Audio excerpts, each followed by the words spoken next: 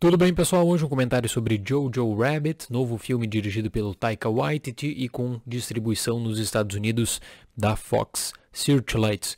Causou certa controvérsia no Festival de Toronto, venceu o prêmio principal e fiz um vídeo sobre isso, porque muitos acham que não é possível fazer uma sátira envolvendo o nazismo, envolvendo o Adolf Hitler, como é a proposta aqui.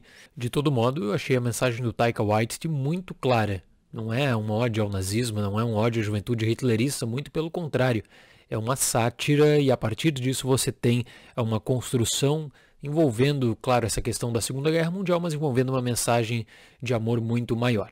Quero fazer um comentário aqui sem spoilers e só apresentar a história, que é basicamente o que deu para ver no trailer, que a história ela segue o Jojo Belzer, que é interpretado pelo Roman Davis, um menino que para mim é o destaque absoluto desse filme, que é aquele jovem típico que se alista na juventude hitlerista, vai para os campos da juventude hitlerista e aprende esse fanatismo, né?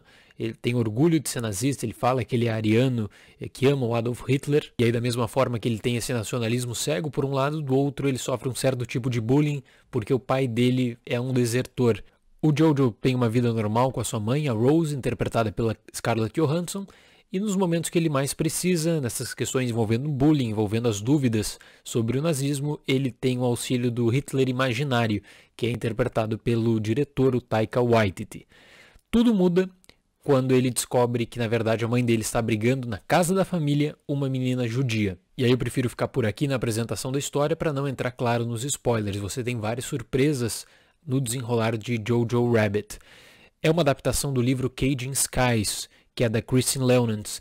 Quando eu fiz a análise do trailer, eu comentei sobre isso, né, sobre essa dificuldade de levar esse livro, de criar uma sátira com isso, que vai despertar a ira de muita gente, como de fato ocorreu. Mas foi muito legal notar que o Taika, o diretor, ele fez uma leitura muito pessoal do livro e trouxe algumas coisas para a tela e tantas outras preferiu deixar de fora e fazer modificações. Isso acontece, por exemplo, com a entrada do Hitler imaginário. Isso acontece, por exemplo, quando no livro você tem a aproximação do menino nazista com a menina judia e um apelo sexual em torno deles. E no filme não, no filme é a marca da inocência. O Jojo é muito inocente e aos poucos ele mesmo nota como esse nacionalismo cego, como toda essa propaganda nazista, na verdade acabou influenciando o pensamento de mundo e a visão de mundo dele. E é a partir disso que o filme constrói a sua narrativa, feita de uma forma assim brilhante. Eu estava numa sessão lotada na Premiere dos Estados Unidos. Ele lança no começo de outubro, no circuito fechado, e está passando por alguns festivais por aqui. E o que eu posso dizer é que todo mundo na sala deu risada, todo mundo na sala ficou encantado com a trilha sonora, que é um destaque que eu faço e que eu não ficaria surpreso se essa trilha fosse indicada para o Oscar, de tão boa que é, um acompanhamento perfeito para um filme desses, com tons leves, composições do Michael Giacchino, que já venceu o Oscar por sinal, né? E é claro que você está tratando aqui de questões polêmicas, nazismo, holocausto, mas a mensagem que o Taika Waititi coloca é a partir do cotidiano nazista, em torno de um menino da juventude hitlerista, como essa visão de mundo ela é afetada por questões referentes ao pai dele, questões referentes à mãe, que é interpretada pela Scarlett, e questões referentes ao próprio mundo, como ele vai descobrindo com essa menina judia novas coisas e vai analisando com outros olhos, aqueles olhos que estavam fechados por conta dos seus treinamentos.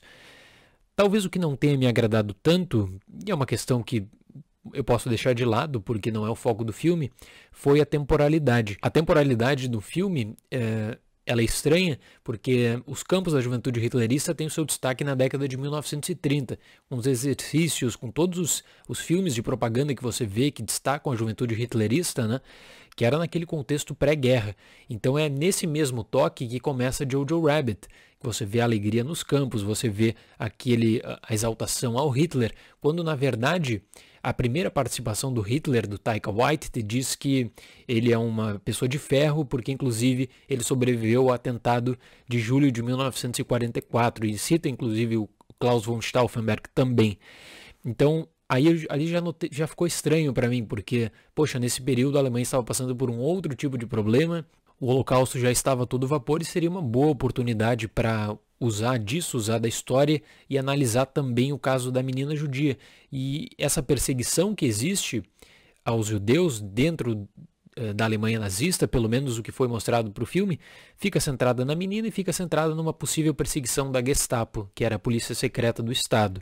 Mas aí de uma hora para outra, por conta de um acontecimento no filme, você já tem um tom mais triste e você vê que de fato eles estão no ano de 1945.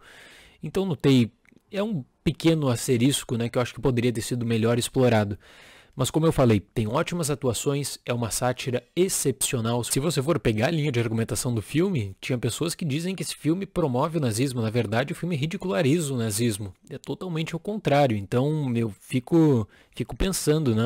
As pessoas já estão indo ver Jojo Rabbit com um pré-julgamento.